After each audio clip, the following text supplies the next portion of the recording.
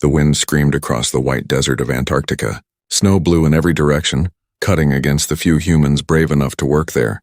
Deep under the ice inside a metal research dome, Dr. Ray Holden wiped frost off his helmet and stared at the strange object glowing beneath the ice. It wasn't supposed to be here. The scanners had shown something metallic, but not from any known origin.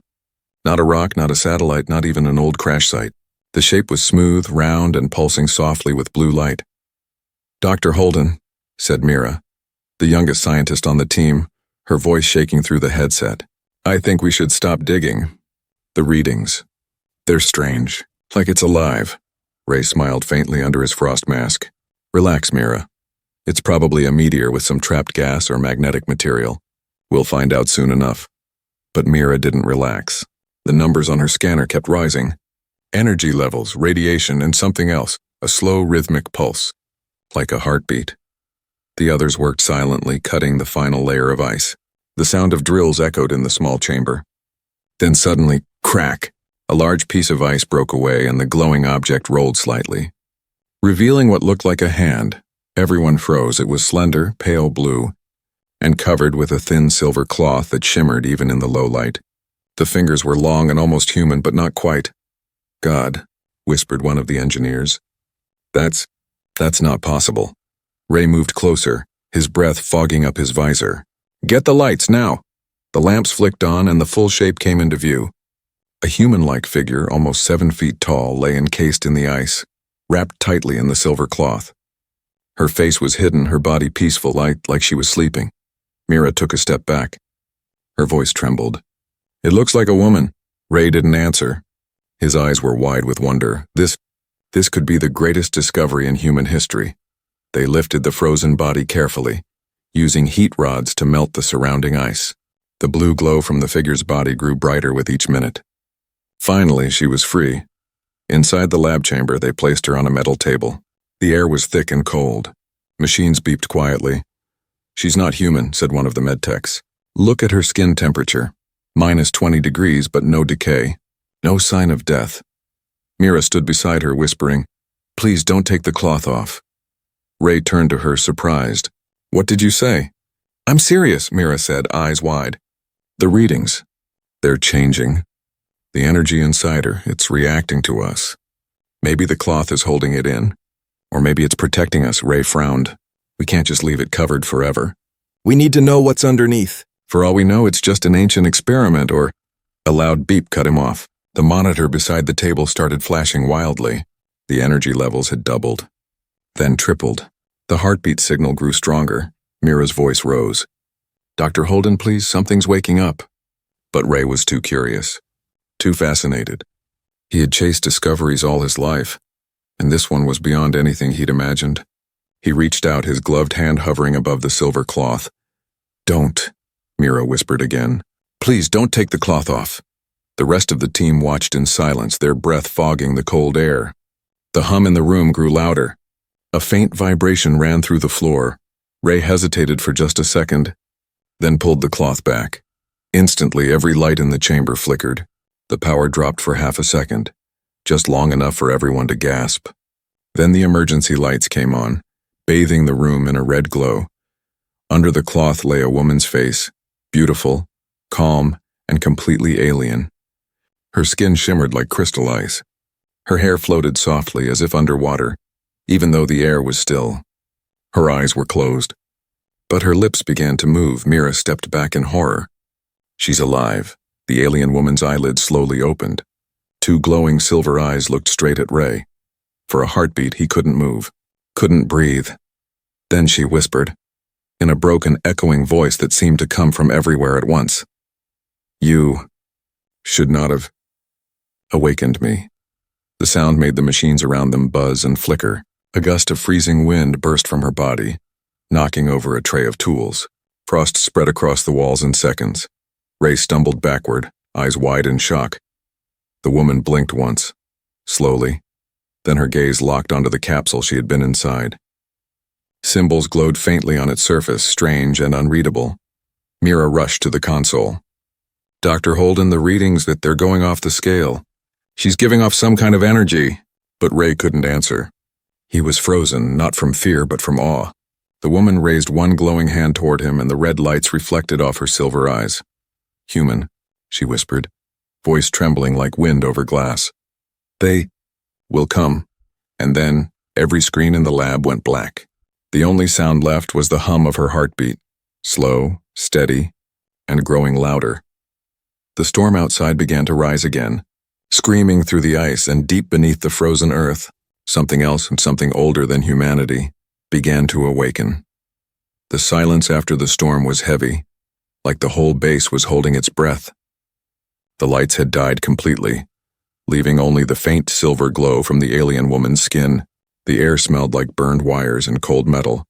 Dr. Ray Holden stood frozen, his gloved hands trembling. Around him, the rest of the team stared at the glowing figure on the table. She was awake now, breathing, moving slightly, but her eyes stayed fixed on Ray, unblinking, bright like liquid mercury. Is she human?" whispered Mira. "No," Ray said quietly.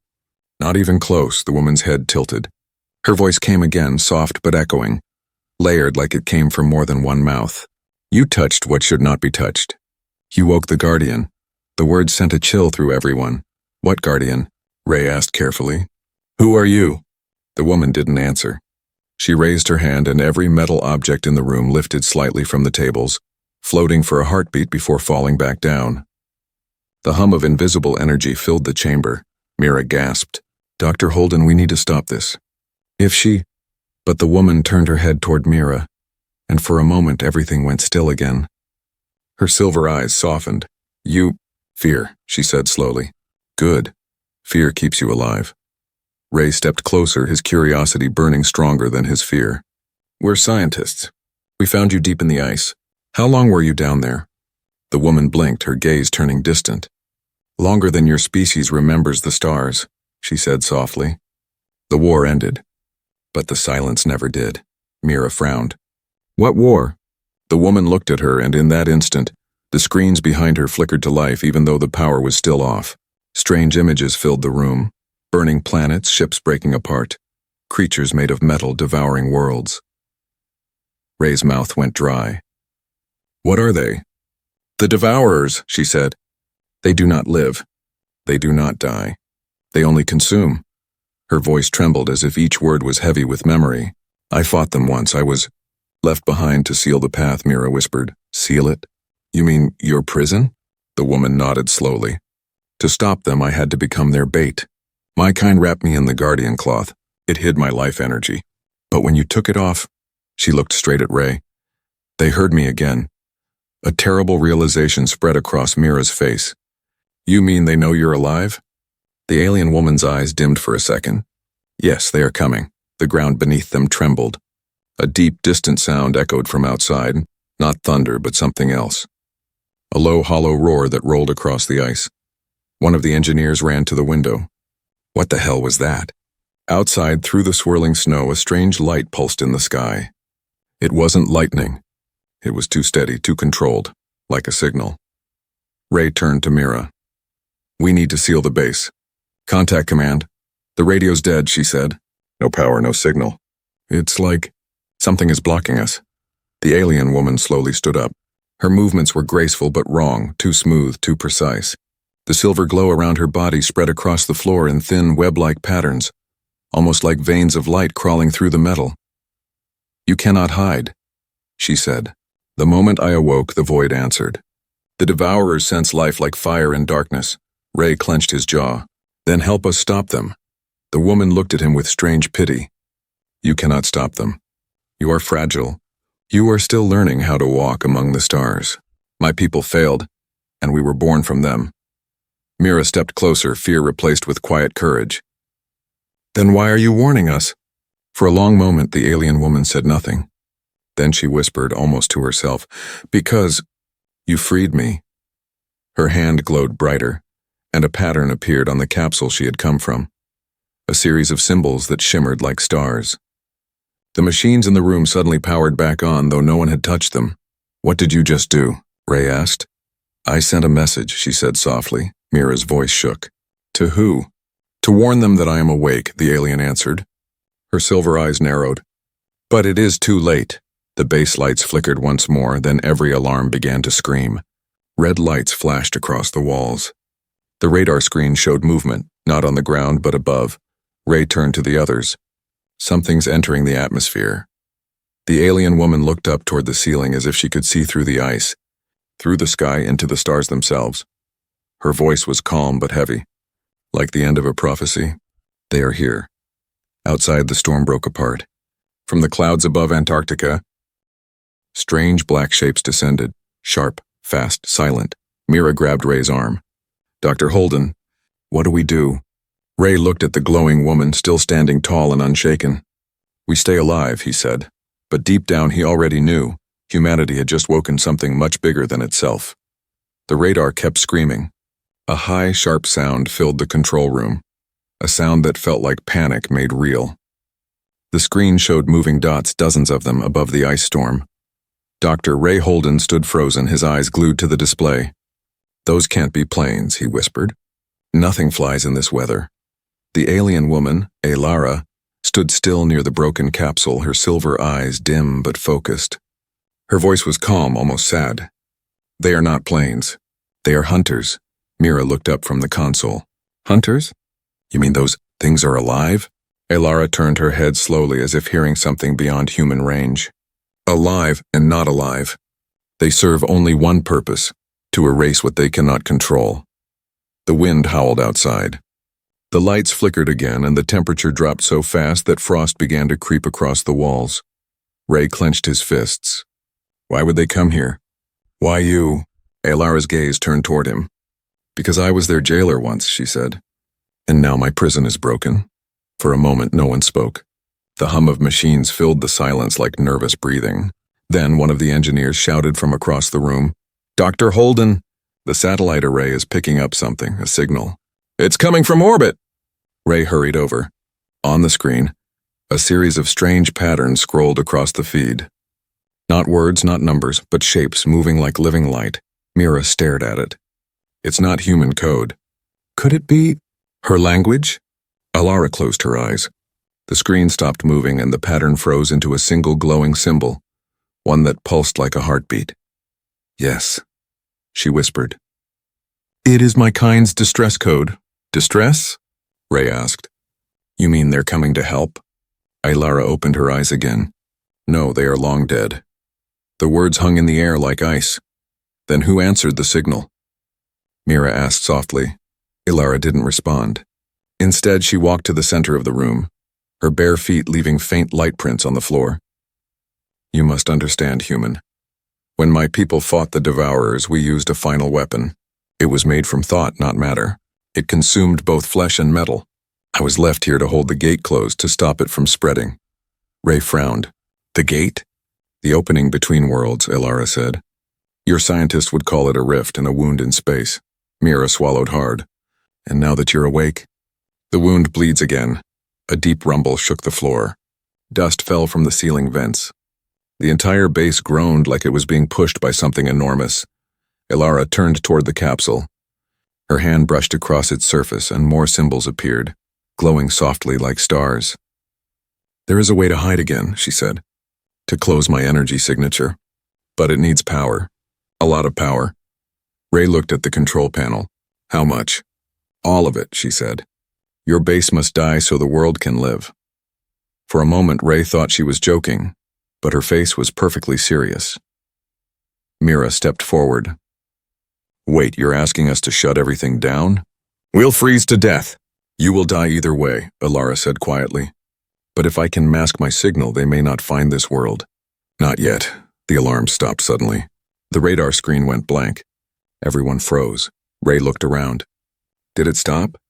Then outside, or through the thick frost on the glass, came a flash of white light. It wasn't lightning. It was too bright, too focused. A beam of energy cut through the storm, slicing across the ice miles away. The ground shook. The sound came a second later, a deep, hollow roar that felt like thunder from another world. "They found us," Alara whispered. Ray turned to his team. "We're not dying in the dark, not yet. Hook her capsule to the reactor, do whatever she needs." The crew moved fast, plugging cables and connecting conduits. Sparks flew as the alien energy began to mix with human technology. The lights dimmed, then flickered back with a strange blue hue. Elara closed her eyes. "You risk much, human." Ray gave a small, nervous smile. "Yeah, well, that's what we do best." The hum grew louder, deeper, as the capsule drank power. Then, with a sudden burst of light, a shockwave rolled through the base, knocking everyone down. Mira struggled to her feet. "What did you do?" Elara's eyes opened again, brighter than ever. "I sent a message back," she said. "To whoever is still listening." "Who's left?" Ray asked. Elara looked upward as if seeing beyond the sky. "The last defenders of your kind. The ones you have forgotten." Before anyone could ask more, the power failed completely. The only light left came from the silver glow around Elara, and the red glare from outside where something vast was descending through the clouds. Mira whispered, "What's happening now?" Elara's voice was calm, but her eyes betrayed fear for the first time. "The Devourers are here." And above the storm, the sky opened, revealing shapes like black wings made of metal, stretching across the frozen horizon. The storm outside had stopped screaming. It was too quiet now, too heavy, the kind of silence that comes only before disaster. Dr. Ray Holden stood near the thick glass window, staring out at the horizon. The night sky over Antarctica was alive with strange lights, red and white, moving like fireflies trapped in slow motion. But these weren't stars. They were ships, dozens of them, silent, descending. "They're not flying," whispered Mira, her voice shaking. "They're falling." Controlled descent. Elara stood behind them, her silver eyes glowing faintly. "They do not fly," she said quietly. "They consume gravity. They feed on energy itself. Once they land, the ground will die." The crew watched, unable to speak. The alien ships looked alive, their hulls twisting, reshaping, breathing. Each one moved like a creature made from black glass and liquid metal. One of the engineers stumbled backward. "We have to leave now." Ray turned. "There's nowhere to go. The storm's gone, but the wind outside will kill us in minutes. We're trapped." The base lights dimmed again. Static crackled through the comms.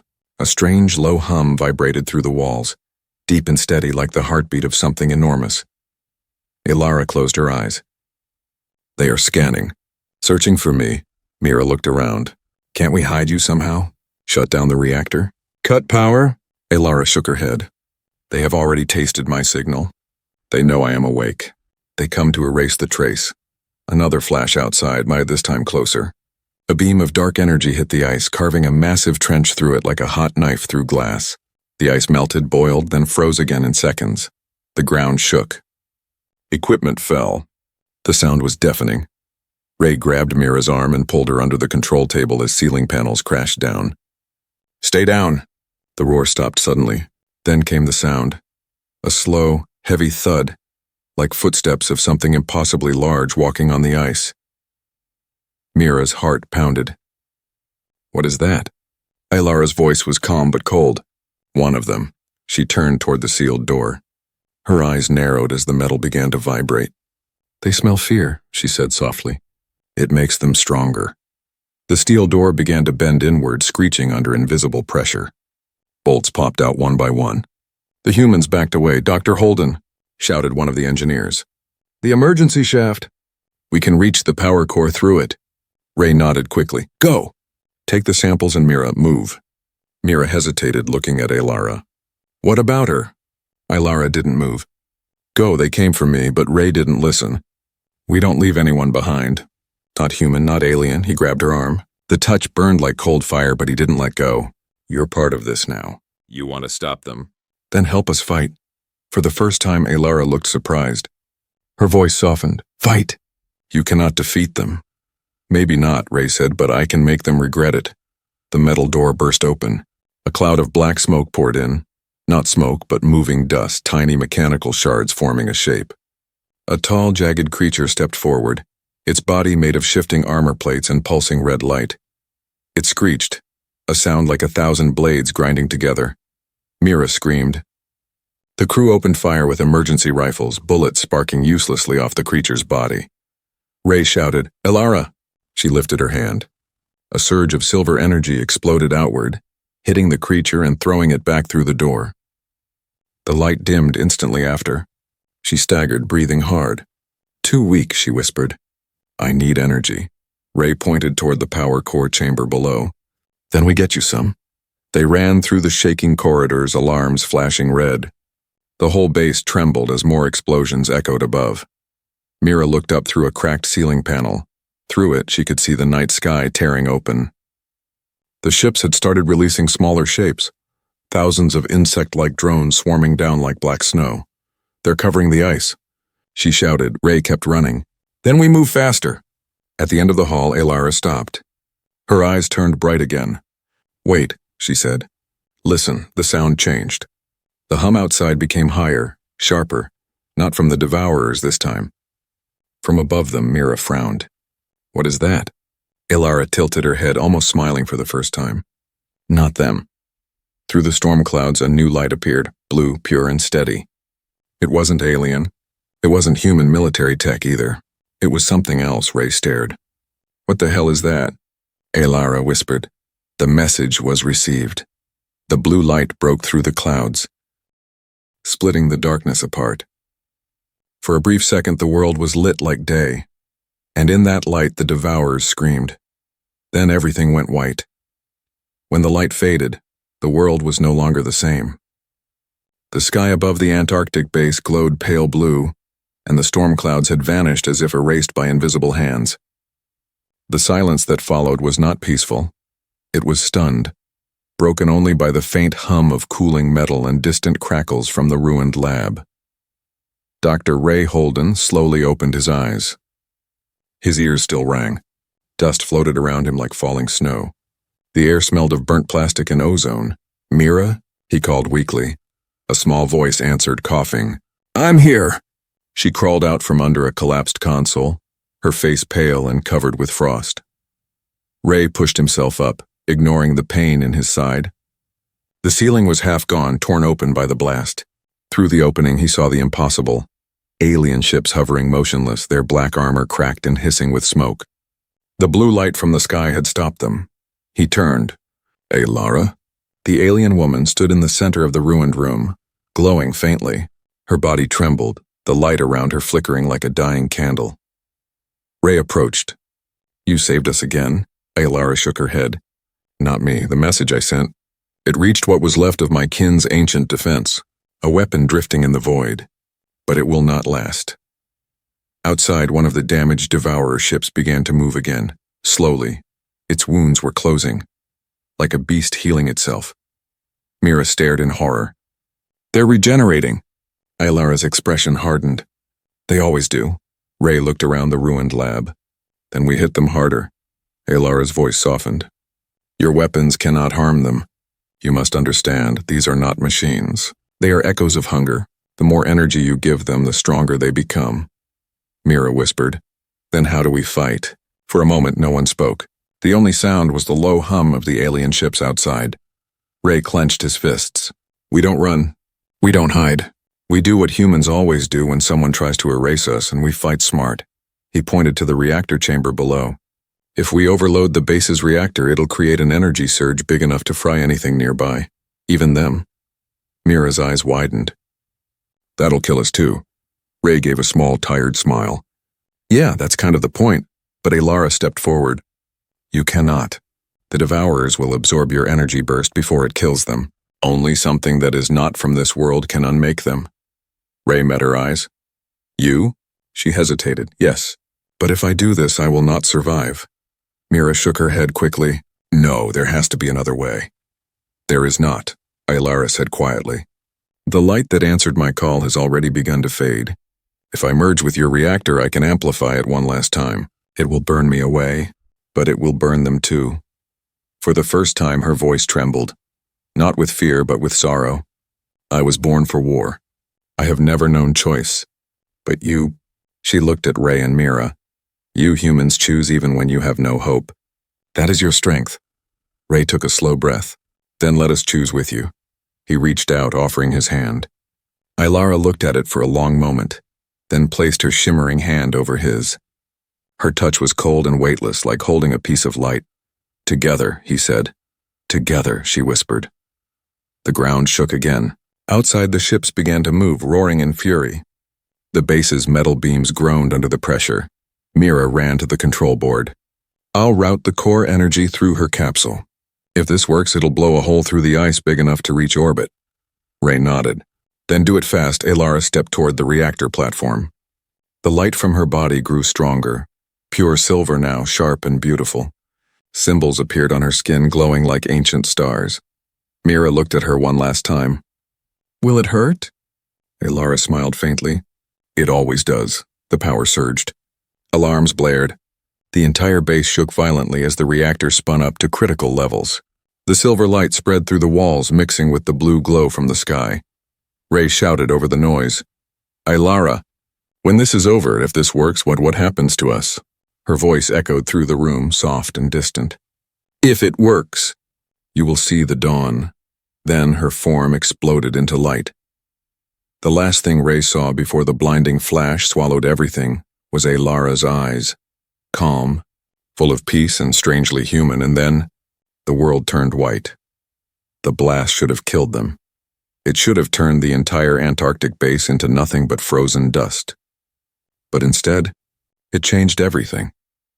When Ray Holden opened his eyes, he was lying on his back staring at a ceiling made of glowing ice. The world was blue and silent, except for the slow sound of dripping water. He couldn't move at first. His body felt heavy, his breath came out in white clouds. Mira, his voice cracked. No answer. He forced himself up, pain biting through his ribs. The entire lab was gone, melted into a smooth tunnel of crystal ice. The floor shimmered beneath his feet, reflecting strange lights from above. It didn't look natural. It looked grown. Then he saw her. Mira was lying a few meters away, half buried in snow. He stumbled over and pulled her free. Her pulse was weak but steady. Come on, kid, he whispered. We're not done yet. He looked around again and realized where they were. The explosion had thrown them deep beneath the ice, into the frozen caverns below the base, and there was movement in the shadows. Shapes, dark, twisted, crawling through the ice walls like insects under glass. They weren't dead. The devourers had survived. Ray's heart pounded. He grabbed a broken piece of metal rod and held it like a weapon. You've got to be kidding me. One of the shadows burst through the ice with a shriek that made the ground vibrate. It landed on the floor, a half-formed creature of shifting blades and burning red veins. Ray swung the rod with all his strength. It barely made a dent. The creature raised its arm to strike and then froze mid-motion. A light pulsed through the cave. Silver light. It came from deep inside the ice wall, soft at first, then growing stronger. The creature screamed, backing away as cracks spread across its armor. Ray turned toward the glow, hope flickering in his chest. Alara? The ice burst open, and there she was, Alara, her body no longer solid, made of energy and mist, her form shifting like starlight trapped in water. She looked at Ray, her voice echoing softly. You live, Ray could barely speak. You survived? Not as I was, she said, but your reactor carried part of me. You gave me enough to return. Mira stirred beside them, her eyes opening weakly. Alara? Alara smiled gently. Rest, little one. You did what many of my kind could not. You fought without fear. The ground shook again.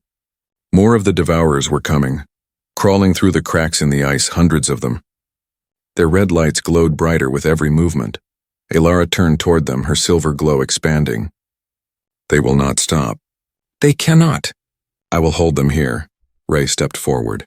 Not alone. Alara looked at him, almost sadly. You still do not understand. Humans burn too fast. You are sparks in the wind. Maybe, Ray said, gripping the metal rod tighter. But sometimes sparks start fires. He charged at the nearest devourer, shouting as he swung. The creature lunged, but Alara's light exploded outward, wrapping around Ray's body like armor. For a moment he felt weightless, strong, like his heart was beating with hers. He struck. The rod sliced through the creature's chest in a burst of light. It screamed and disintegrated into dust. Mira gasped. Ray, what? Alara's voice echoed. His mind links with mine. Human will, my power.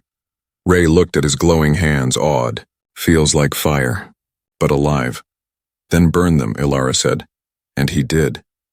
Together they fought beneath the ice and man and alien light against an endless swarm of metal beasts. Every swing of Ray's weapon left trails of silver flame. Every pulse from Elara shattered the dark armor of the Devourers. The cavern shook, ice melting and reforming under their feet. The air was filled with the sound of battle, roaring metal, shattering glass, and the heartbeat of two beings fighting as one. But with each blast, Elara's glow faded. She was burning herself away again. "Stop," Ray shouted between strikes. "You're killing yourself!" She smiled faintly.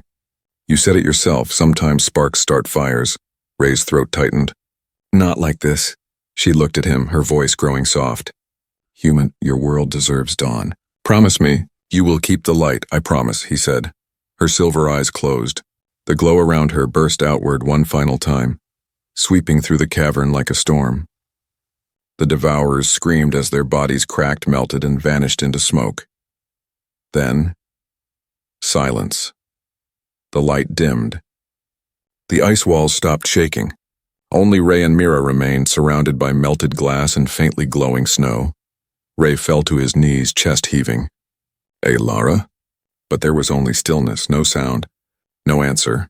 Then, in the melted ice beside him, something shimmered. A small silver fragment of the alien cloth she once wore. It pulsed softly like a heartbeat. Ray picked it up, staring at it through tears and frost. "You kept your promise. Now I'll keep mine." Outside, far above the frozen caverns, the storm cleared. For the first time in centuries, the Antarctic sky shone with dawn, bright, gold, and full of life. The storm was gone. The world had changed. Sunlight, real, warm sunlight, spilled across the Antarctic ice for the first time in months. It glimmered on the broken surface, bouncing off melted glass and frozen water. The land looked scarred but alive.